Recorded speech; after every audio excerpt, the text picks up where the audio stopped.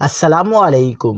کراچی سمیت دیگر شہروں میں ہول سیل گروسرز کی شٹر ڈاؤن ہڑتال، کئی شہروں میں مارکیٹس بند، تاجر برادری ڈٹ گئی۔ کیا آپ حالات حاضرہ سے آگاہی حاصل کرنا چاہتے ہیں؟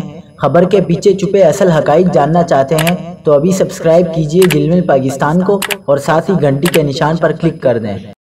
آپ کو بتاتے چلیں کہ بجٹ میں عائد کردہ ود ہولڈنگ ٹیکسز کے خلاف ہول سیل گروسرز نے ہڑتال کرتے ہوئے جوڑیہ بازار کو بطور احتجاج 3 روز کے لیے بند کر دیا ہے۔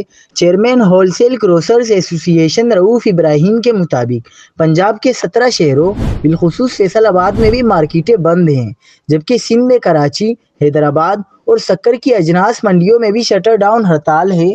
رؤف ابراہیم نے کہا کہ خیبر پختونخوا میں پشاور، مردان اور کوہاٹ کے گروسرز بازاروں کو تالے لگا دیے گئے ہیں۔ ہول سیلر گروسرز ایسوسی ایشن کا کہنا تھا کہ 31 جولائی سے 2 اگست تک ہڑتال کی جائے گی۔ ہمارا احتجاج ٹیکسز کے ختم ہونے تک جاری رہے گا۔ اس دوران ملک بھر کی غلہ منڈی، دال فیکٹریز اور پرچون مارکیٹ بند رہیں گی۔ ٹیکسز واپس نہ لیے تو 6 اگست سے نئے لائحہ عمل کا اعلان کیا جائے گا۔